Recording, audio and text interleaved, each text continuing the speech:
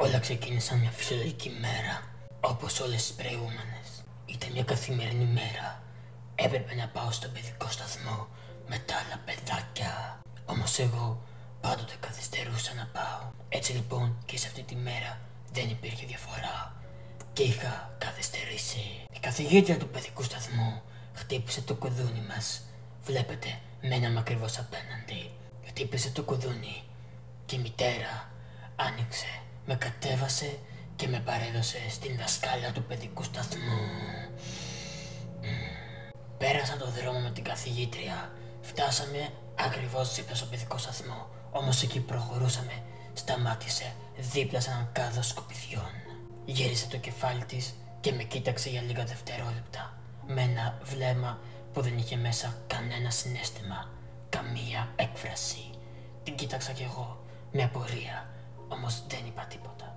Στη συνέχεια με πήρε απαλά στα χέρια της και με σήκωσε. Με τα πόδια της ταυτόχρονα πάτησε το πετάλι του σκουπιδοντενεκέ, τον άνοιξε και στη συνέχεια με τοποθέτησε μέσα, φεύγοντας και αφήνοντας την πόρτα να κλείσει από πάνω μου. Δεν αντέδρασα, δεν έκλαψα, ίσως λίγο αγχώθηκα, το παραδέχομαι. Όμως σκέφτηκα, ίσως είναι ένα παιχνίδι ή μια τιμωρία επειδή αργώ συνέχεια στον παιδικό σταθμό. Ήμουν 5 χρονών, το θυμάμαι ξεκάθαρα. Ένα παιδί στην ηλικία μου δεν έχει αναπτύξει πλήρως την αίσθηση του χρόνου, όμως καταλάβαινα πως η ώρα περνούσε. Τα δευτερόλεπτα γινόταν λεπτά, τα λεπτά ώρες. Η ατμόσφαιρα μέσα στο κάδο είχε αρχίσει να γίνεται κουραστική. Βρώμικες μυρωδιές και διάφορα ζωήφια, γλιώδη πλάσματα να περιφέρονται δίπλα μου και πάνω μου, με μερικά από αυτά να προσπαθούν να μπουν ακόμα και μέσα μου, σκαλίζοντας τη μύτη μα και τα αυτιά μου. Όμως εγώ ακόμα δεν έκλαιγα ούτε φώναξα για βοήθεια ποτέ μου. Αρκετές φορές ο κάδος άνοιξε βέβαια, δίνοντάς μου μία πνοή καθαρού αέρα.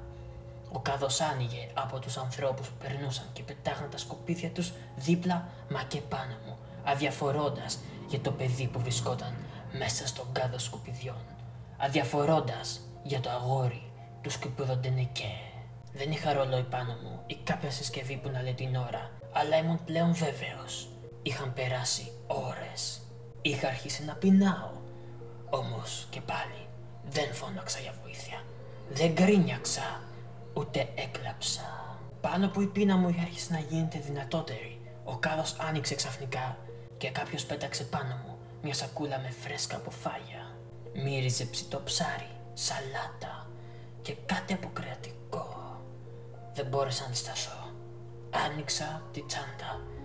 Μέσα στο σκοτάδι του σκουπιοντενεκέ ήταν δύσκολο και μόνο με την αφή και την όσφρηση διαισθανόμουν το τι άγγιζα και το τι έτρωγα. Κατάφερα να αφομοιώσω λίγη σαλάτα, ψάρι και κάτι που νομίζω πως δυστυχώς ήταν κόπρανα από κάποιο άλλο βρέφος. Εκείνη τη στιγμή το μετάνιωσα, όμως στην πορεία της ζωής μου το επανέλαβα πολλές φορές. Πλέον ήμουν σίγουρος ότι είχε περάσει και το μεσημέρι. Ήταν απόγευμα. Οι δρόμοι πλέον είχαν γίνει πιο ήσυχοι και μπορούσες να ακούσεις σχεδόν τα πάντα. Ξαφνικά άκουσα βήματα.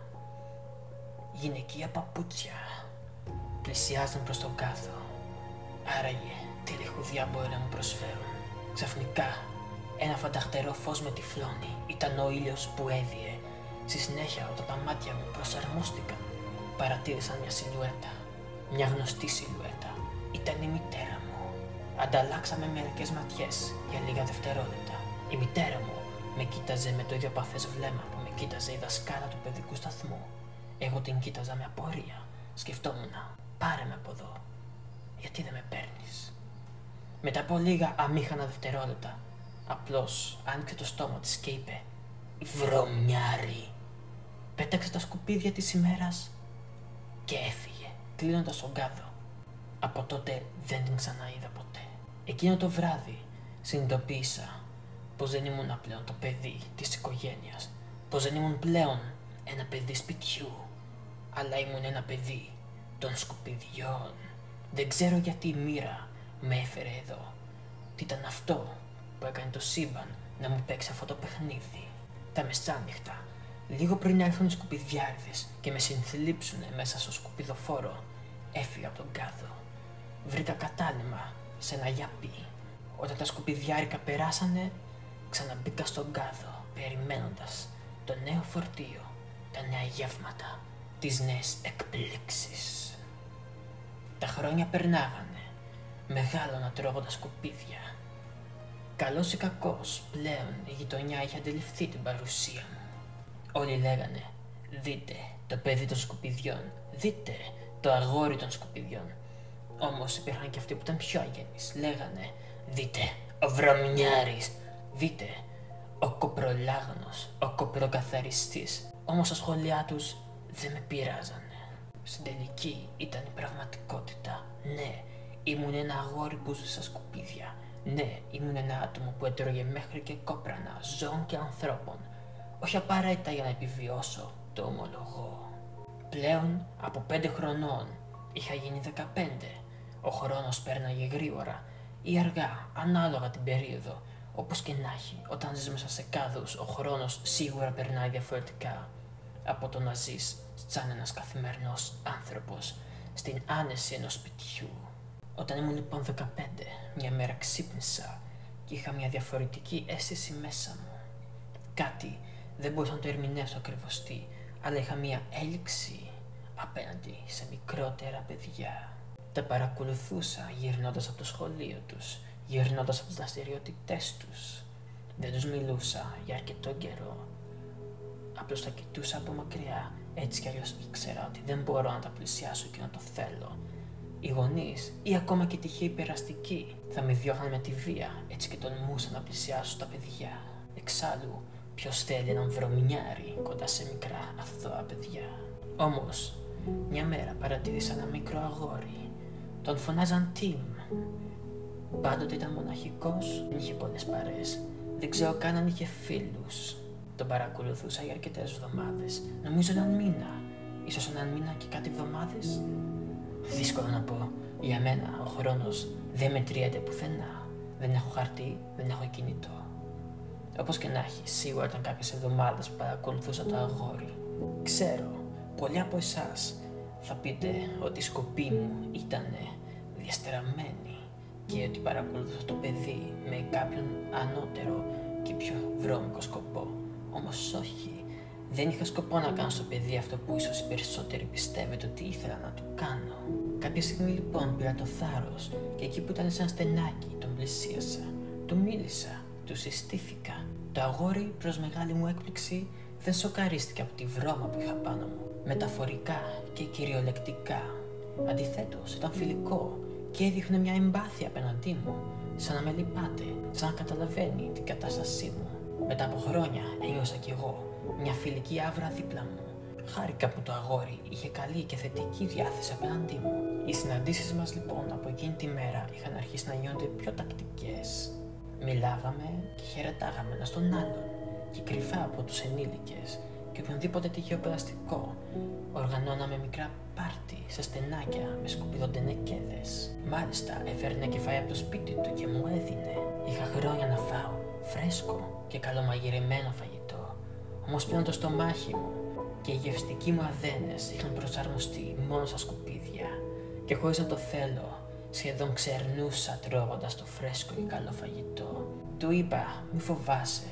Δυστυχώς έτσι συμβαίνει όταν εδώ και χρόνια ο οργανισμός σου έχει συνηθίσει κάτι συγκεκριμένο. Δυστυχώς εγώ, φίλε μου, δεν μπορώ να φάω το δικό σου φαγητό. Τι λες όμως εσύ να δοκίμαζες λίγο από το δικό μου? Ο μικρός Tim ήταν διστακτικός. Είχε ακούσει πολλά για τα μικρόβια και τα παθογόνα που έχει η τροφή στους σκουπιδοντενεκέδες. Δεν είχε άδικο. Είχα περάσει κι εγώ πολλούς κολικούς και τροφικές δηλητηριάσεις, όμως ευτυχώς έχω δυνατό οργανισμό και ποτέ μου δεν έπαθα κάτι πολύ σοβαρό. Όμως εννοείται πως δεν ήθελα το κακό του φίλου μου. Έτσι του έδωσα για αρχή μια απλή λιγμένη καραμέλα που είχα βρει στα σκουπίδια εκείνη τη μέρα. Ήταν το πιο ελαφρύ πράγμα για την αρχή ενός νέου βρωμινιάρη. Ο μικρός Tim διστακτικά έφαγε την καραμέλα. Την έγλειψε για αρκετά λεπτά στο στόμα του μέχρι που έλειωσε. Τον ρώτησα πώς ήταν η γεύση και πώς νιώθει. Μου απάντησε: είναι λίγο παράξενη, αλλά δεν νιώθω κάτι ιδιαίτερο. Τότε χάρηκα, γιατί δεν θα ήθελα να πάθει κάτι κακό ο φίλος μου. Οι μέρες περνούσανε και από καραμέλες περάσαμε σε άλλα τρόφιμα. Ψωμί, κρέας, λαχανικά και φρούτα. Όλα αυτά σκουπίδια της ημέρας προφανώς και φρεσκότατα, όμως με τον καιρό του έδινα ακόμα πιο λιγμένα και πιο βρώμικα πράγματα να φάει. Μέχρι που μια μέρα έβαλα μέσα στο ψωμί μια μικρή δόση από κόπρανα για να τεστάρω το πόσο ανθεκτικός είναι. Ο μικρός Τιμ το έφαγε. Μέχρι να τελειώσει η μικρή μας συνάντηση δεν είχε παρουσιάσει κάποιο σύμπτωμα. Σκέφτηκα όλα καλά, όλα τέλεια. Την επόμενη μέρα όμως δεν εμφανίστηκε, ούτε τη μεθεπόμενη. Σχεδόν τη μισή εβδομάδα είχα απογοητευτεί. Σκέφτηκα πως δηλητηρίασα το παιδί. Δεν θα μπορούσα να ζήσω με τις τύψεις ότι σκότωσα ένα αθώο πλάσμα, μόνο και μόνο από την επιθυμία μου να έχω έναν φίλο. Όμως κάπου στο τέλος της εβδομάδας άκουσα ένα χτύπημα στον κάδο. Άνοιξα την πόρτα και είδα τον μικρό Τιμ. Ήταν εδώ, μπροστά μου. Μου είπε ότι έπαθε ένα επεισόδιο τροφικής δηλητηρίασης και ότι εντοπίστηκαν βακτήρια και ξένα κόπρανα στο σύστημά του. Του είπα την αλήθεια, του είπα ότι εγώ είχα βάλει τα κόπρανα μέσα στο σάντουιτς. Δεν θύμωσε μαζί μου. Αντιθέτως μου είπε: δεν πειράζει, καταλαβαίνω γιατί το έκανες. Ήθες να τεστάρεις πόσο μοιάζουμε? Και του είπα: ναι, φίλε μου, κάπως έτσι. Του είπα όμως: μην ανησυχείς, αφού πέρασα αυτή την ιστορία, ο οργανισμός σου τώρα είναι ακόμη πιο δυνατός. Και καπάκι, του έδωσα ένα σάντουιτς με ακόμα μεγαλύτερη δόση κοπράνων. Το έφαγε. Οι μέρες περνούσαν και δεν είχε πάθει τίποτα. Ο οργανισμός του όντως είχε γίνει ακόμα πιο δυνατός μετά το επεισόδιο αυτό. Πλέον εγώ και ο Τιμ κάναμε παρέα εδώ και μισό χρόνο. Πρακτικώς δεν πήγαινε πλέον σπίτι του, παρά μόνο το βράδυ. Οι δικοί του, όπως μου είχε πει, τον διώχνανε. Πλέον βρώμαγε πάρα πολύ. Είχε γίνει σαν και εμένα. Πλέον είχα τον φίλο και αδερφό που δεν είχα ποτέ μου. Ένα άτομο να μοιράζομαι το σπίτι και τη βρωμιά μου. Όμως μια μέρα ένα τραγικό περιστατικό έγινε. Ο Τιμ ήρθε με θλιμμένη φάτσα. Τον ρώτησα τι συμβαίνει, φίλε μου, και μου είπε: έχω άσχημα νέα, φίλε. Δυστυχώς μετακομίζουμε. Τότε κάτι μέσα μου έσπασε. Δεν είχα ξανανιώσει αυτό το συναίσθημα. Ήταν πραγματική θλίψη. Όμως λένε ότι αν αγαπάς κάποιον πρέπει να τον αφήνεις ελεύθερο και να κάνει αυτό που θέλει. Συγκράτησα τα δάκρυά μου και του είπα: καταλαβαίνω. Εγώ δεν μπορώ να σε εμποδίσω να κάνεις το οτιδήποτε. Αν θες να ακολουθήσεις τους δικούς σου, είσαι ελεύθερος. Μου είπε ότι ναι, θα ήθελε να ακολουθήσει τους δικούς του. Ότι εκεί που πάει, του δίνονται και αυτού ευκαιρίες για μια νέα ζωή και επαγγελματική καριέρα για τον ενηλικιωθεί. Τον κοίταξα με χαρά για αυτά που μου είπε, αλλά ταυτόχρονα θλίψη. Τον ευχαρίστησα για τον καιρό που περάσαμε μαζί. Ήξερα ότι πιθανώς να μην τον ξαναδώ ποτέ μου. Εκείνο το βράδυ το ρίξαμε έξω. Πήγαμε σε όλους τους κάδους. Φάγαμε ό,τι πιο βρώμικο, ό,τι πιο σάπιο υπήρχε. Στη συνέχεια, λίγο πριν βγει ο ήλιος, αγκαλιαστήκαμε για μια τελευταία φορά και αποχαιρέτησα τον αγαπημένο μου φίλο. Δεν ξέρω αν θα ξαναβρω κάποιον σαν κι αυτόν, αλλά μέσα από αυτή τη φιλία έμαθα πως και εγώ έχω έναν σκοπό σε αυτόν τον κόσμο. Να μαθαίνω τα παιδιά τον τρόπο των σκουπιδιών. Μετά την αποχώρηση του φίλου μου, ξεκίνησε το σχέδιό μου λοιπόν. Πλέον βγαίνω στους δρόμους, έξω από τα σχολεία και τους παιδικούς σταθμούς και παρακολουθώ παιδιά. Απομονώνω τα πιο μοναχικά και τα προσεγγίζω προκειμένου να τα μάθω πώς είναι η ζωή στο σκουπίδια, όπως έμαθα και τον Τιμ. Πλέον έχω φτιάξει μια αρκετά μεγάλη ομάδα με μικρά αγόρια και κορίτσια. Όλοι μαζί συναντιόμαστε κρυφά από τους μεγάλους, τρώμε σκουπίδια και κυλιόμαστε στις βρωμιές. Ναι, είμαι πλέον χαρούμενος. Έχω πολλούς φίλους. Ξέρω ότι πολλοί από αυτούς τους φίλους μια μέρα θα μου πουν αντίο, όπως ο Τιμ, αλλά δεν με πειράζει. Γιατί θα έχουν φύγει, γνωρίζοντας και έχοντας μέσα τους το μικρόβιο της βρωμιάς και του σκουπιδιού. Και με τη σειρά τους, ίσως, λέω ίσως, εκεί που θα πάνε να συνεχίσουν αυτή τη μικρή παράδοση. Και ποιος ξέρει, ίσως σε κάποια χρόνια να υπάρχουν πολλά αγόρια και κορίτσια του κάδου και των σκουπιδιών, της βρώμας και της απειλάς. Χαίρομαι για αυτό που κάνω. Δεν νιώθω ότι κάνω κάτι κακό. Αντιθέτως, μου αρέσει να μαθαίνω τα παιδιά κάτι καινούριο και να μαθαίνουν και αυτά στη συνέχεια άλλα παιδιά κάτι καινούριο. Αυτή λοιπόν ήταν η ιστορία του αγοριού των σκουπιδιών. Και να θυμάστε πάντα, τα σκουπίδια του ενός είναι ο θησαυρός του άλλου.